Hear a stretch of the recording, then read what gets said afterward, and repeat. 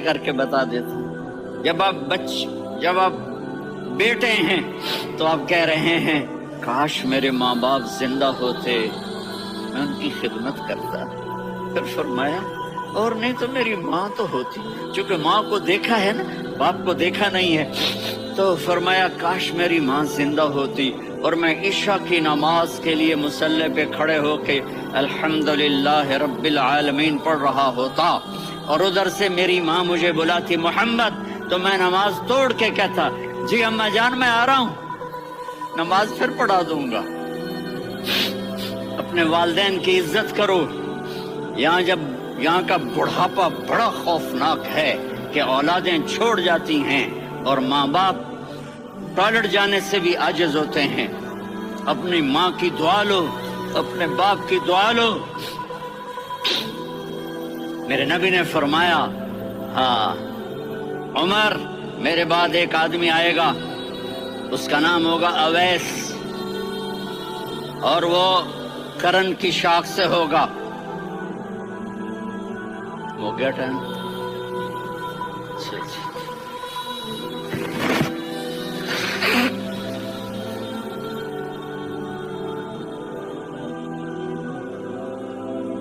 اس سے دعا کرانا، علی آپ بھی، عمر آپ بھی۔ یا رسول اللہ کس لیے؟ کہ اس نے ماں کی ایسی خدمت کی ہے کہ جب ہاتھ اٹھاتا ہے اللہ اس کے ہاتھ خالی نہیں لوٹاتا۔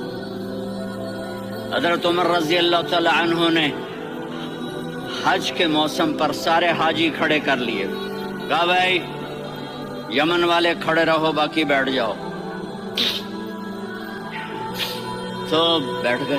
پھر فرمایا کہ یمن والے بیٹھ جاؤ، قرن والے کھڑے رہ جاؤ، تو ایک آدمی کھڑا رہا، کہا تم قرنی ہو؟ کہا جی ہاں۔ اویس کو جانتے ہو؟ جی میرے بھائی کا بیٹا ہے لیکن تھوڑا پاگل سا ہے، آپ کیوں پوچھ رہے ہیں؟ حضرت عمر نے فرمایا وہ نہیں تو پاگل ہے۔ کدھر ہے؟ کہا یہ اونٹ چرانے گیا ہے ادھر عرفات کی طرف۔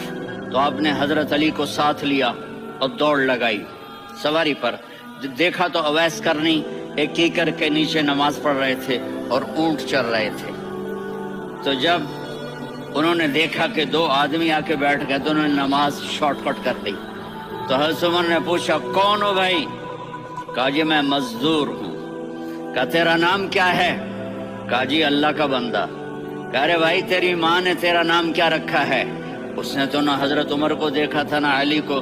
وہ کہنے لگا بھائی تم کون لوگ ہو میرا انٹرویو کرنے والے؟ یہ تو میں اپنی زبان میں کہہ رہا ہوں۔ تو حضرت علی بولے کہ بھائی یہ ہیں امیر المومنین عمر بن خطاب اور میں ہوں علی بن ابی طالب۔ تو وہ ایسے کانپنے لگے، میں معافی چاہتا ہوں، میں پہلی دفعہ آیا ہوں، میں نے آپ کو دیکھا نہیں، فرمائیے آپ۔ حضرت عمر نے کہا ہاتھ اٹھا ہمارے لیے دعا کر، تو وہ رونے لگی۔ آپ نبی کے صحابی، میں عاجز مسکین میں دعا کروں؟ میری اوقات ہے میں دعا کروں؟ کہاں، ہمیں ہمارے نبی نے فرمایا تھا اویس آئے تو دعا کروانی ہے۔ عمر اور علی جیسی ہستیوں کو دعا کے لیے کہا جا رہا ہے۔ پیچھے تہجد ہے؟ نہیں۔ جہاد ہے؟ نہیں۔ علم ہے؟ نہیں۔ نماز ہے؟ نہیں۔ روزہ ہے؟ نہیں۔ زکوٰۃ ہے؟ نہیں۔ خیرات ہے؟ نہیں۔ کیا ہے؟ ماں کی خدمت، ماں کی خدمت، ماں کی خدمت۔ میرے نبی نے فرمایا لوگ جنت میں چلیں گے، اویس چلے گا، جب گیٹ پر پہنچے گا تو اللہ کہیں گے اویس کو پیچھے ہٹا دو، باقی اندر چلے جاؤ۔ تو اویس کرنے ڈر جائیں گے کہ یا اللہ جنت کے دروازے پر مجھے پیچھے ہٹا دیا، تو اللہ کہیں گے پیچھے دیکھو، ویسے پیچھے مڑ کے دیکھیں گے تو لوگوں کا مجمع ہوگا جو جہنم میں جا رہے ہوں گے، ایمان والے، گنہگار مسلمان۔ تو میرا اللہ کہے گا اویس اپنی انگلی کو پھیرتا جا، جس جس پر تیری انگلی پڑے گی تیری تو فیل سب کو جنت میں ڈال دوں گا۔ یہ ماں ہے، صرف ڈالر ہی سب کچھ نہیں ہے، یہ ماں ہے۔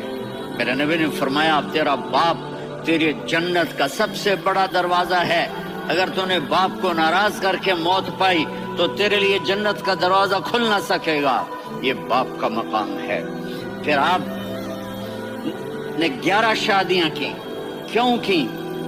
سنو حدیث، ما تزوجت وما زوجت الا بوحی من السماء، नज़ल बिही जिब्रील, का मेरे साथियों सुनो, अल्लाह की कसम मैंने कोई शादी अपनी मर्जी से नहीं की, मेरे अल्लाह ने फरमाया यहाँ करो, मैंने की। मैंने अपनी बेटी वहां दी जहां मेरे अल्लाह ने फरमाया। तो इतनी शादियां क्यों की हैं? हमें घर की जिंदगी समझाने के लिए।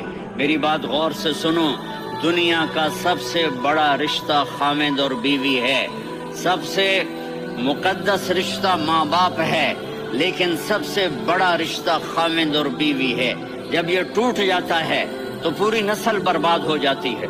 इसलिए आपने जिंदगी गुजार के दिखाई। आप घर में झाड़ू दे रहे हैं, आप आटा गूंद रहे हैं, आप हजरत आयशा को लुकमे बना के खिला रहे हैं और हजरत आयशा की दिलदारी के लिए फरमा रहे हैं, आयशा सुन्ना हदीस तबरानी की, आयशा इन्नहु लयुहव्विनु अलैयल मौत अन उरीतुकी ज़ौजती फिल जन्नह। आयशा